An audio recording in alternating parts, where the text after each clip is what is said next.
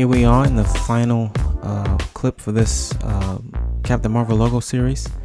We're going to go ahead and put the border around this logo. So let's go ahead and let's give us some more space here. Let's pull this over. All right, what we're going to do is we're going to create another circle equation. So what we're going to do is we're going to, matter of fact, let's go ahead and duplicate what we have here. So gears, and then to the duplicate, and we can get rid of that one.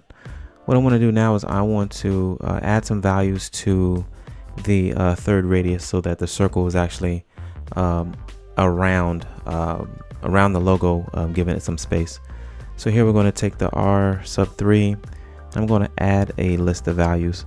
So I want to add in 31 hundredths, 32 hundredths,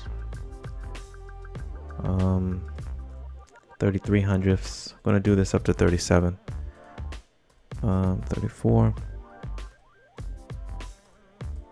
35,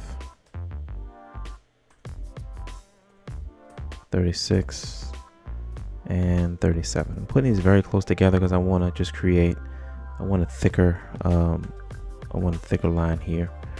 So let's do this, and let's see, what am I doing wrong here? What did I leave off? So I'm adding those. Oh, let's actually turn it on so we can see it. All right, so there's the border there, and let's change it so that we've got the dotted lines there. All right, let's pull this over some. Next thing, let's go ahead and let's go to the settings here. Let's turn off the grid. Let's turn off the axes. We have that pulsating here. So this here is what we've just created. And let's compare that to, and let's compare that to the other finished product. And there's the finished product there. Let's go ahead and let's turn off the lines. Don't really like the lines, but I wanted to add them just to make this complete. So let's turn these off.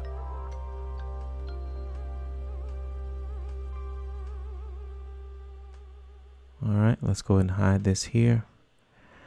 All right, and there you have it. We've done the Captain Marvel logo. I know some of the equations appear to be a little bit complicated, but all we did was some basic transformations by just doing some slides.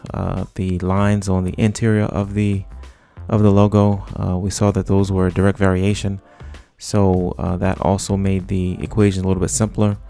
And we also saw that the slope was the sine value over the cosine value, so we changed those into tangent to make those equations a little bit simpler. Okay, well, that sums up this tutorial. Please let me know in the comments if you like the video, if you have any other comments, and as always, thank you for watching.